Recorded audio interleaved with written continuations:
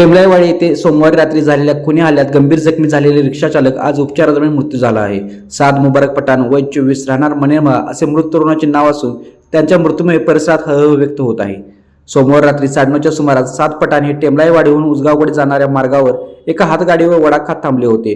याच वेळी 3 ते 4 हल्लेखोरांनी चाकू कोयत्यासह धारदार शस्त्राने त्यांच्यावर अचानक हल्ला चढविला. हल्लेखोरांनी त्यांच्या डोक्यावर, पाठीवर आणि पोटावर सपासप वार केले होते. जीव वाचवण्यासाठी साद पठाण यांनी पळ काढण्याचा प्रयत्न केला, मात्र हल्लेखोरांनी त्याचा पाठलाग करून पुन्हा वार केल्याने ते गंभीर जखमी झाले.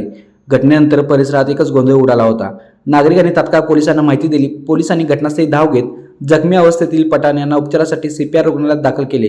त्यानंतर त्यांची प्रकृती चिंताजनक असल्याने खासगी रुग्णालयात हलवण्यात आले होते. मात्र उपचार सुरू असताना आज त्यांचा मृत्यू झाला. साद पठाण यांच्या उपचारादरम्यान मृत्यू झाल्याची माहिती समजल्यानंतर शहरात खळबळ उडाली आहे. दरम्यान या प्रकरणाचा तपास राजारामपुरी पोलीस स्टेशन करत असून हल्ल्यामागील नेमकं कारण आणि आरोपींचा शोध घेण्याचे काम सध्या युद्धपातळीवर सुरू आहे.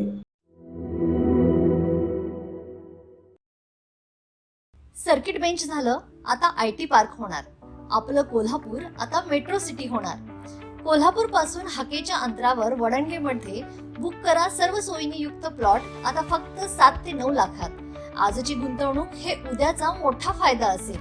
बुकिंगसाठी संपर्क गोमटेश डेव्हलपर्स 940453 9293 आणि 989082 9293.